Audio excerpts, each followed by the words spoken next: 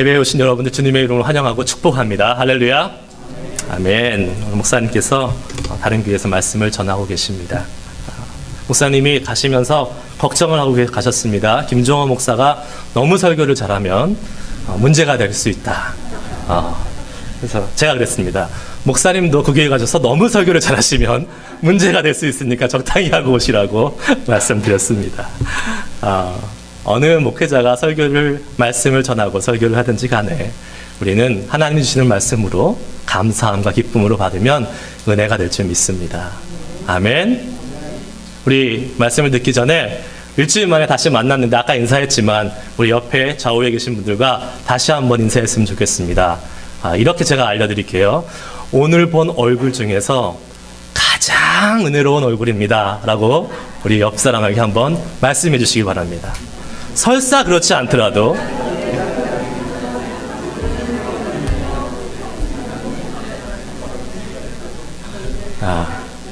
정말 우리가 이렇게 축복해주면 아까 말했듯이 설사 그렇지 않더라도 그런 얼굴로 변하게 될 줄 믿습니다. 아멘. 어떤 무인도에 한 사람이 30년 동안 배가 난파가 돼서 갇혀서 살게 되었습니다.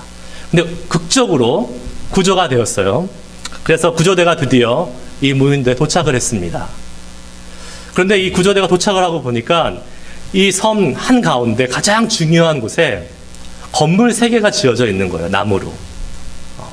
30년 동안 이 사람이 무슨 건물을 이렇게 지었을까 되게 궁금했습니다. 그래서 물어봤어요. 여보시오, 이게 도대체 무슨 건물입니까? 당신 혼자 사는데 이렇게 3개의 건물이나 지을 필요가 있었습니까? 이렇게 물었더니 이 사람이 이렇게 대답합니다. 저기 있는 첫 번째 건물은 내가 그래도 이곳에 있으면서 공부를 좀 해야 될 것 같아서 내가 공부하는 학교를 지었습니다. 두 번째 건물은 그래도 내가 명색이 크리스찬인데 예배해야 될 공간이 필요할 것 같아서 교회를 하나 지었습니다. 여기까지 얘기하고 말을 끊었습니다. 그러니까 이 구조대가 이 마지막 3번째 건물이 무언가 너무 궁금한 거예요. 너무 궁금해서 막 미칠 지경이 됐어요. 그래서 도저히 참지 못하고 물어봤습니다. 저 마지막 건물은 도대체 뭐 하는 곳인데 설명도 안 해주고 이렇게 그냥 비밀로 남겨놓습니까? 그랬더니 이 사람이 뭐라고 대답한지 아십니까? 꼭 필요한 거예요. 우리 삶에 있어서 꼭 필요한 거예요. 뭘까요? 제가 한번 여러분께 여쭤볼게요. 뭘까요? 경찰서? 네? 화장실? 좋은 추리입니다. 화장실은 근데 아무 데나 가서 하면 됩니다. 이 사람이 대답하기를 저거는 제가 예전에 다니던 교회예요. 이렇게 말했다고. 네, 예전에 다니던 교회라고 그래서 교회를 옮겼다고 이렇게 말하더랍니다. 너무나 쉽게 교회를 옮기고 또 교회에 대한 주인의식이 없는 현대인의 그런 모습을 우스갯소리로 풍자로 얘기해주는 그런 이야기가 아닌가 싶습니다.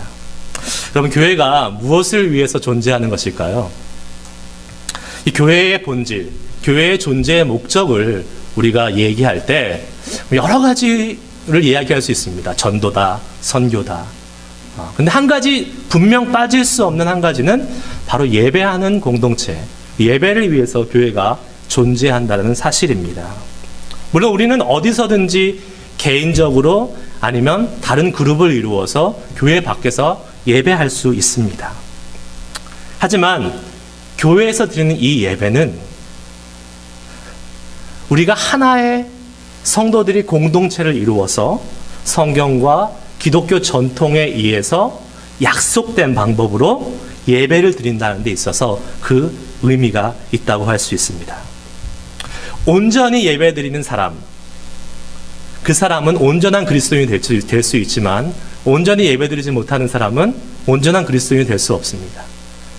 은혜로운 예배를 드리는 교회는 은혜로운 교회가 될 수 있지만 반대로 은혜로운 예배를 드리지 못하는 교회는 은혜로운 교회가 될 수 없을 것입니다. 예배는 이렇게 개인의 신앙에서나 아니면 교회의 정체성, 그 교회의 영적 분위기를 결정하는 데 있어서 아주 중요한 요소입니다. 오늘 우리는 그렇게 중요한 예배를 과연 어떻게 드려야 할지, 그리고 우리가 이 세대를 살면서 회복해야 할 예배의 모습은 무엇인지 한번 같이 말씀을 통해서 은혜를 나누려고 하는데요. 특별히 시간적으로 한번 생각을 해보기를 원합니다.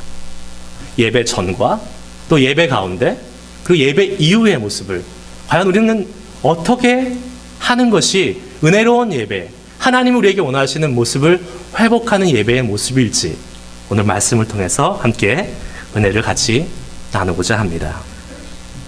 오늘 읽은 말씀은 여러분들이 너무나 잘 하시는 말씀이에요. 뭐 안 보고도 그냥 줄줄줄 입에서 나오실 수 있는 성경 구절입니다. 그런데 저는 오늘 말씀이 시작된 그 출발점에서부터 한번 오늘 말씀을 생각해 보고 싶습니다. 누구와 누구와의 대화죠? 예수님과 사마리아 여인의 대화였습니다. 그리고 바로 그 장소는 우물가라는 곳이었습니다.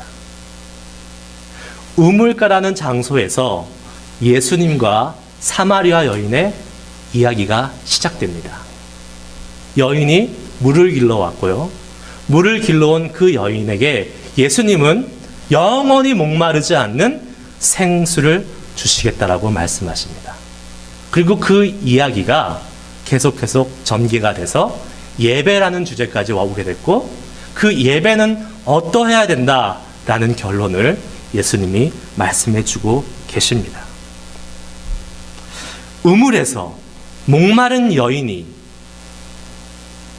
이 대화를 시작했다는 것 사실을 여러분이 함께 주목해 보기 원합니다. 사실 예배라는 것은 바로 거기서부터 시작돼야 된다고 생각을 합니다. 예배하기 전에 우리의 모습이 어때야 될지, 예배라는 아주 헤비하고 거창한 주제를 다루기 전에 과연 예배에 들어가기 전에 우리의 마음은 어때야 되는지 오늘 본문은 간접적으로 우리에게 잘 설명해 주고 있습니다. 무엇입니까? 물이 필요하다는 사실입니다. 목마름이 있어야 된다는 사실이죠. 목마른 사람, 간절한 마음, 그 예배를 통해서 나의 갈급함을 채워야 된다는 그 간절함과 절박한 심정이 우리 가운데 먼저 있어야지만이 그 예배를 통해서 하나님의 은혜 가운데 나아갈 수 있다는 사실을 우리에게 보여주고 있습니다. 저는 군 생활을 좀 특별하게 했습니다. 여러분 UDT 들어보셨습니까? UDT. 대한민국에 있는 아주 정형화된 그리고 분단 상황인 한반도에 맞춰서 특수로 이렇게 특수하게 설립된 운영되고 있는 부대입니다. 여러분 생각하시면 다 해병대 UDT, 언더워터 데몰리션 팀 생각하시겠지만 제가 다닌 UDT는 우리 동네 특공대. 그래서 우리의 U, 동네의 D, 특공대의 T. 그래서 우리 동네 특공대 다 아시나요? 방위 한마디로 이렇게 얘기할 수 있겠습니다. 근데 여러분 방위 무시하면 큰일 납니다. 우리나라의 군사 체계가 다 흔들려요. 예? 그래서 이런 말도 있더라고요. 해병 잡는 귀신 잡는 해병 잡는 방위. 방위가 소지품에서 다 돌리거든요. 그래서 다 이렇게 불러올 수 있어요. 소위의 중위, 중위의 대위, 대위의 방위. 그런 말도 있습니다. 근데 제가 드리고자 하는 말씀의 핵심은 이러한 방위들도 사실 군사훈련을 똑같이 받아요. 처음에. 뭐 좀 현역들보다는 세게 받지는 않는 것 같아요. 제가 현역을 안 가봐서 모르겠지만 4주 동안 기초훈련을 군사훈련을 받습니다. 그리고 마찬가지로 현역들과 마찬가지로 행군이라는 것을 맨 마지막에 하게 됩니다. 행군을 하기 전에 지시가 내려오는데 너희들 훈련병들 물통에다가 물을 반드시 가득 채우고 가라라고 이야기합니다. 그래서 그 지시를 잘 따라서 대부분의 사람들이 수통에 물을 가득 채우고 갑니다. 근데 간혹 그 물도 무거울까봐 한 반만 채우고 가는 사람도 있고 아예 비우고 가서 동료 훈련병들 거를 같이 마시고자 하는 그러한 좀 이렇게 간사한 얍삽한 사람들이 좀 있습니다. 그런데 제가 훈련을 받을 때 어떤 일이 벌어졌냐면 훈련병들끼리 싸움이 벌어졌어요. 휴식 시간에. 이유인즉슨 물을 좀 한 모금 마시자 그랬는데 물을 안 준 것이에요. 못 주겠다라는 것이에요. 여러분 이해가 되지 않죠?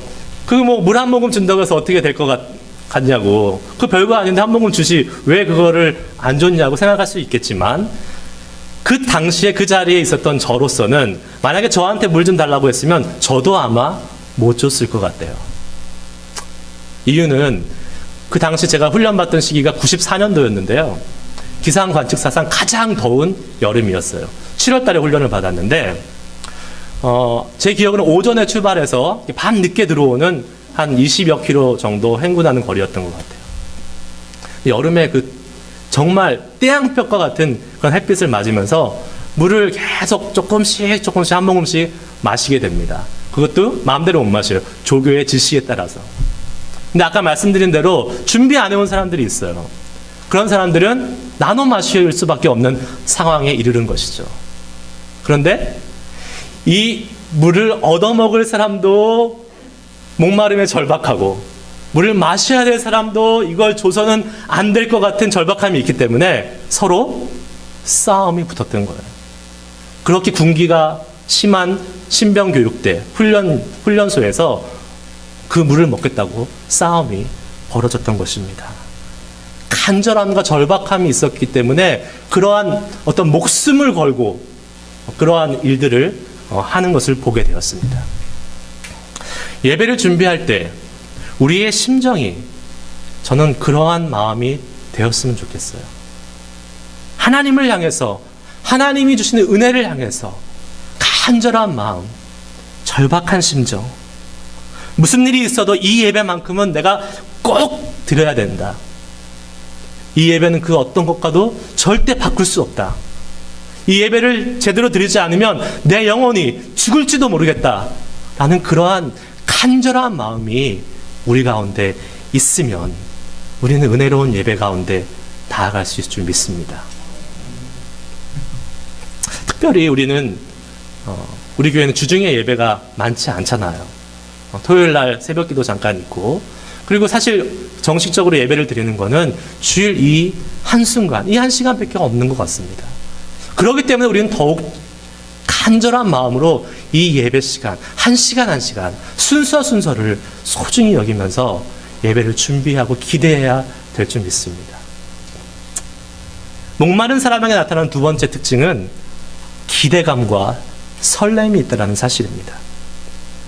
이미 배부른 사람, 이미 갈증이 해소된 사람은 아무런 기대감이 없습니다. 모든 것이 만족됐기 때문에.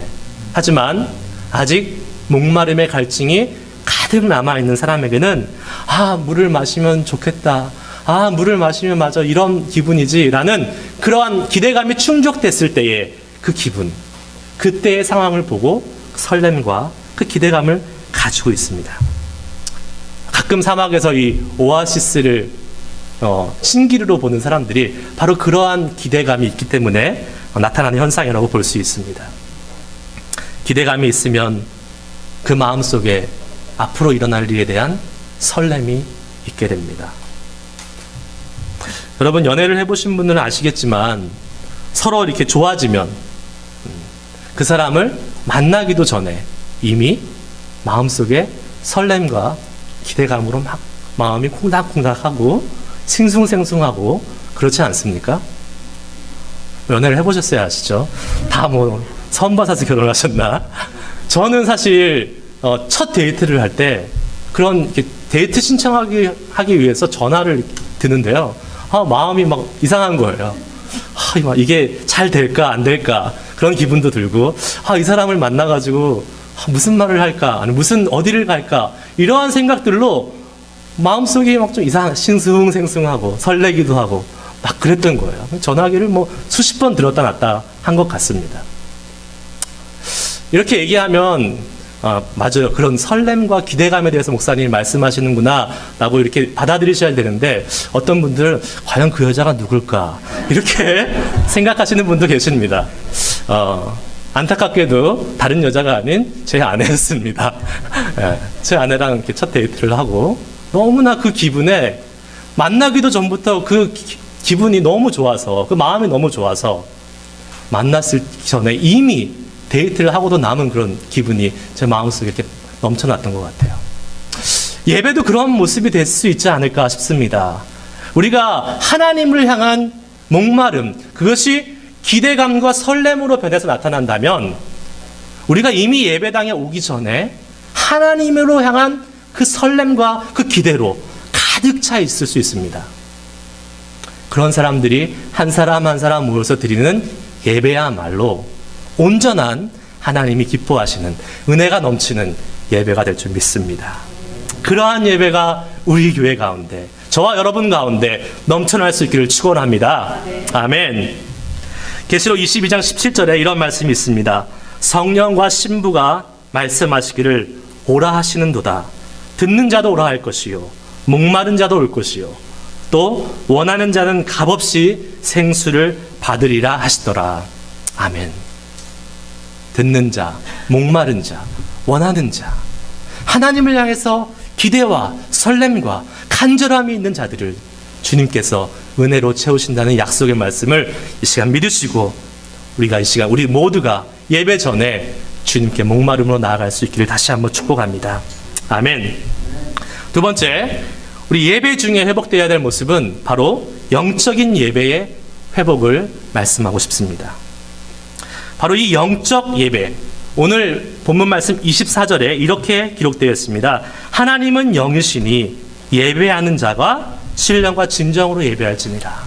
하나님은 영이시니 예배하는 자가 신령과 진정으로 예배해야 된다. 우리의 예배의 대상은 누구십니까? 하나님이십니다. 하나님은 영이신 분이십니다. 영이라는 말은 우리가 어떻게 해석할 수 있을까? 어떻게 쉽게 이해할 수 있을까? 살펴봤더니 구약의 영이라는 말을 쓴 히브리어 말이 루아흐라는 단어를 썼는데요. 이 루아흐를 가장 쉽게 표현한 말은 바로 바람이라는 뜻입니다. 바람이라는 말과 같이 통용돼서 사용이 됩니다. 즉, 여러분 바람을 생각해 보십시오. 바람은 우리 눈에 보입니까? 보이지 않습니까? 보이지 않습니다. 하지만 느낄 수는 있습니까? 없습니까? 있습니다. 영이라는 것은 그런 것입니다.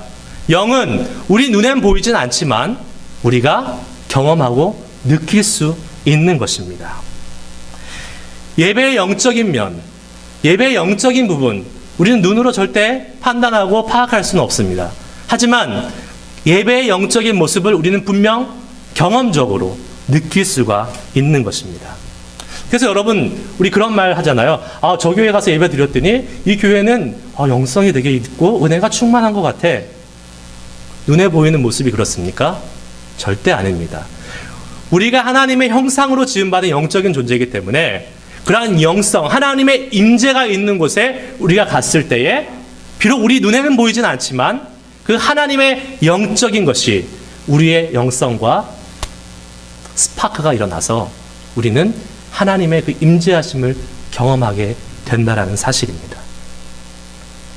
제가 한국에 있을 때에 찬양 집회에 종종 참석해서 은혜를 많이 받았습니다. 그런데 어떤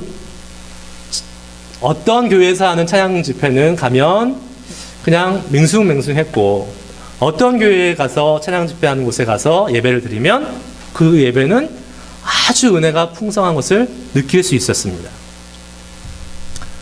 제 마음이 은혜로우면 은혜로운 거고 제 마음이 강팍하면 은혜롭지 않은 거, 그럴 수도 있겠지만 동일하게 어떤 한 곳에 갔을 때 그곳에서는 끊임없이 한 번도 예외 없이 하나님의 임재하심과 하나님의 영을 경험할 수 있었다는 사실이에요. 나중에 알고 봤더니 그곳은 제가 항상 동일하게 하나님의 임재하심 강하게 느꼈던 곳은 그 예배를 위해서 수백 명의 사람들이 그 자리에서 하나님의 기름 부으심을 위해서 기도하고 있었다는 사실이에요. 무려 2시간, 3시간 전부터 와서 그 예배를 사모하고 그 예배를 위해서 하나님의 임재하심과 찬양과 말씀을 위해서 기도하고 있었다는 사실입니다. 하나님은 영이신 분이시기 때문에 분명히 그렇게 기도하는 영성이 있는 교회에 놀랍게 역사하셨던 사실입니다. 그리고 또한 하나님을 뜨겁게 예배하기를 사모했던 사람들이 모여서 집중적으로 찬양하며 예배했던 곳이기 때문에 하나님의 그 임재가 더 강하게 나타날 수 있었을 것입니다. 아까 말씀드린 대로 주님을 향한 우리의 뜨거운 열정과 하나님의 그 임재하신, 영으로 임하시는 하나님의 임재하심이 같이 함께 만나서 놀라운 영적인 스파크가 일어날 때, 그때 우리는 바람을 볼 수는 없지만 느낄 수 있는 것처럼 하나님의 임재하심을 볼 수는 없지만 경험하고 느낄 수 있을 것입니다. 우리 예배가 그런 예배 되길 소망합니다. 우리 예배가 그런 영적으로 민감한 예배 되기를 소원합니다. 간혹 이 영적인 예배를 착각하고 오해하시는 분들이 있는 것 같습니다. 영적인 예배 생각하면 그냥 우리가 막 기도하고 계시를 보고 하나님의 무슨 은사가 임하고 이렇게 검증되지 않은 그 무엇인가를 경험하는 것으로 착각하고 오해하시는 분들이 계실 것 같습니다. 그래서 우리의 마음이 중요하지, 이런 형식적인 것, 이러한 질서, 절차들이 뭐가 중요하냐라고 생각하시는 분들도 간혹 있을 수 있습니다. 하지만 절대적으로 잘못된 오해이고 잘못된 생각입니다. 영적인 예배의 필수 조건이 있는데, 그것은 바로 하나님과 정해놓은 약속, 그리고 정해놓은 예배의 질서를 먼저 지킴으로부터 영적인 예배는 시작된다는 사실입니다. 우리가 하나님과 정해놓은 약속, 그리고 우리 교회와 함께 정해놓은 이 질서를 지킴으로부터 시작하는 이 예배가 있을 때에 그 다음 단계로 넘어가는 영적인 예배가 가능하다는 사실입니다. 여러분, 이걸 생각해 보십시오. 구약시대에 하나님께서, 영이신 하나님께서 그냥 영이 마음대로 하는 거라면 제사도 마음대로 하라고 이스라엘 백성들에게 이야기하셨을 것입니다. 하지만 하나님은, 영이신 하나님은 이스라엘 백성들에게 각종 제사의 방식을 구체적으로 어떻게 할지 하나하나 알려주셨습니다. 어떤 때는 소를 잡고, 어떤 때는 양을 잡고, 어떤 때는 비둘기를 잡고, 제사의 종류도 여러 가지고, 제사의 방법도 여러 가지고, 제사 드리는 순서와 절차도 각각 다양하게 만들어 놓으셨다는 사실입니다. 무엇입니까? 영이신 하나님이기에 형식과 절차가 무시되는 그러한 무질서한 예배가 아니라, 하나님은 분명히 하나님이 정해놓으신 질서와 제도를 먼저 지키고, 그렇게 눈에 보이는 것부터 먼저 실천하고 나아가고, 그 다음에 더 나아가서 영적인 예배를 사모하고 그 영적인 것을 추구하라고 말씀하고 있는 사실입니다. 로마서 12장 1절, 우리 잘 아는 말씀인데요. 그러므로 형제들아, 내가 하나님의 모든 자비하심으로 너희를 권하노니 너희 몸을 하나님이 기뻐하시는 거룩한 산제사로 드리라. 이는 너희의 드릴 영적 예배니라. 그냥 영적으로 마음대로 드리려가 아니라 너희 몸을 하나님이 기뻐하시는 거룩한 산제사로 드리라. 무엇입니까? 하나님이 정해놓으신 절차와 규칙이 있다는 사실이에요. 너의 영을 드리라는 것이 아니라 너의 몸을 제사를 드리라고 말씀하고 있습니다. 우리는 어떻습니까? 간혹 우리는 우리의 마음을 정당화시킬 때가 있습니다. 우리의 상황을 정당화시킬 수가 있어요. 간혹 우리 예배 좀 늦을 때가 있죠. 그러면 하나님 우리의 마음을 아셔. 안 오는 것보다 오는 게 나아. 이렇게 생각할 수 있습니다. 다들 예배 시간에 이렇게 기도하는 시간은 우리가 눈을 감고 하나님께 초점을 맞춰서 포커스를 맞춰서 기도하는 시간으로 정해놓았습니다. 근데 간혹 눈을 멀뚱멀뚱 뜨고 계시거나 이유 없이 그냥 기도에 동참하지 않는 분도 보게 됩니다. 다들 사정이 있겠지만 설교가 끝나기 무섭게 주룩 집에 가시는 분도 계십니다. 무슨 사정이 있든지 간에 우리에게 중요한 태도는 우리가 서로 정해놓은, 그리고 하나님이 우리에게 말씀하신 이 예배의 순서, 질서들을 먼저 하나하나 지킴으로 말미암아 우리는 영적인 예배 가운데 나아갈 수 있다는 사실입니다. 그 하나하나 눈에 보이는 그 질서들을 잘 지키는 사람이 그 다음에 거룩한 상상력을 통해서 하나님의 모습을 보게 되는 것입니다. 지금 우리가 드리는 이 예배를 하늘에서 하나님이 보시고 얼마나 기뻐하실까? 우리의 그 이매진, 거룩한 상상력을 열어서 같이 함께 보면서 하나님께 예배하는 사람이 은혜로운 예배를 경험할 수 있는 마음의 자세가 준비가 된 사람인 줄 믿습니다. 우리의 예배를 통해서 기뻐하시는 하나님의 모습을 그리고 그 하나님께 하나님 이 우리 예배를 받아주시옵소서 하고 우리의 전심으로 주님 옆에 나아갈 때에 우리는 영적인 예배를 주님께 온전히 올려드릴 수 있을 줄 믿습니다. 마지막으로 예배 이후에 회복되어야 될 것은 무엇인지 한번 살펴보고자 합니다. 우리의 예배 이후의 삶, 여러분 어떻습니까? 오늘 말씀에 보면 사마리아 여인이 예수님으로부터 예배의 참 의미를 깨닫고 곧바로 한 일이 있습니다. 그것은 오늘 본문 이후의 말씀을 보시면 자기 동네로 가서 예수님에 대해서 증거했다고 나와 있습니다. 중간에 공백이 없어요. 곧바로 가서 예수님을 전했습니다. 여기서 우리는 중요한 포인트를 발견할 수 있어요. 우리가 예배를 드리고 나면 우리 마음속에 하나님의 영이 은혜를 부어주십니다. 그 은혜를 가지고 밖으로 나아가죠. 세상으로 나아가죠. 문제는 그 세상으로 나아가서 그 은혜가 너무 금방 식어버린다는 사실이에요. 이 사마리아 여인이 가지고 있는 연속성, 예수님에 대해서 예수님의 말씀을 통해서 예배의 참 의미를 깨닫고 그것을 마음속에 가진 다음에 그것을 그대로 가지고 가서 삶에서 적용할 수 있었던 시간, 그 연속성이 있었다는 사실입니다. 근데 우리는 그게 좀 힘들어요. 왜 힘들까? 여러 가지 이유가 있는데 한 가지 중요한 사실은 우리의 삶이 너무 바쁘고 복잡해졌다는 사실입니다. 예배를 통해서, 말씀을 통해서 받은 하나님의 은혜가 우리 가운데 남아 있는데 자꾸 거기에 다른 것들이 계속 들어오는 거예요. 그 은혜가 연속성이 끊어지고 있다는 사실입니다. 제가 기억하기로는 한 30년 전만 해도 한국에 이렇게 TV를 틀면 별로 채널이 없었어요. MBC, KBS 1, 2 정도 있었습니다. 그래서 그 틀면 그냥 아무거나 나오는 걸 이렇게 봤어요. 지금은 어떻습니까? 깜짝 놀랐어요. 미국은 말할 것도 없지만 한국에 방문해 봤더니 채널이 수백 가지예요. 일단 뭐를 봐야 될지 모르겠어요. 그냥 한번 쭉 검색을 하죠. 이렇게 리모컨으로. 검색하는 데만 시간이 한참 가고요. 정작 검색하다가 중요한 프로를 놓칩니다. 그러면 어떡합니까? 나중에 재방송을 또 봐야 돼요. 그러면 그 시간 또 낭비하게 되고 이게 과연 우리한테 유익한 건지 우리에게 많은 선택권은 왔는데 우리에게 과연 유익한 건지는 사실 의문이 듭니다. 오히려 정작 중요한 것을 놓치는 경우가 더 많이 생기지 않나라는 생각을 해보게 됩니다.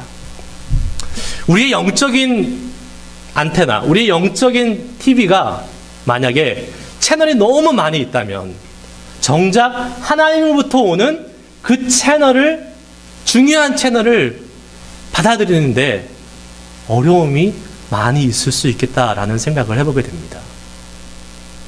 여러분, 만약에 우리의 삶이 단순하고 심플하다면 일주일의 모든 삶을 생각하기에 앞서 우리 주일날만 생각해 봅시다.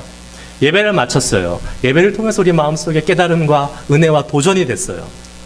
그것을 가지고 무엇인가를 해보려고 하는데 예배 마치고 당장 내가 해야 될 투두 리스트가 여러 가지가 있어요. 이것도 해야 되고 저것도 해야 되고 그렇게 된다면 그 은혜를, 연속성을 가지고 실천하기가 너무 어렵습니다. 중요한 것은 우리의 예배가 온전히 회복되기 위해서는 삶으로서의 예배로 바뀌어져야 되는데 그러기 위해서 우리의 삶을 좀 더 심플하게, 단순하게 내가 오늘 해야 될 일들의 많은 리스트가 있는데 과연 그 중에서 안 해도 되는 것이 있나? 분명히 있을 겁니다. 정말 해야 될 중요한 일들만 남겨놓고 그리고 나머지 여백들의 오늘 받은 은혜들, 예배를 통해서 경험한 예수 그리스도의 은혜들을 채워 넣는 그러한 연습을, 그러한 훈련을 우리가 해보면 어떨까?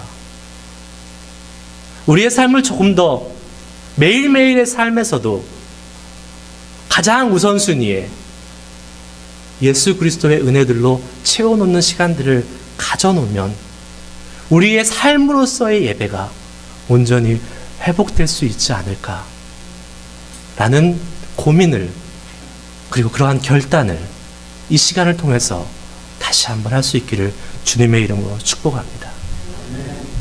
오늘 말씀을 마무리합니다.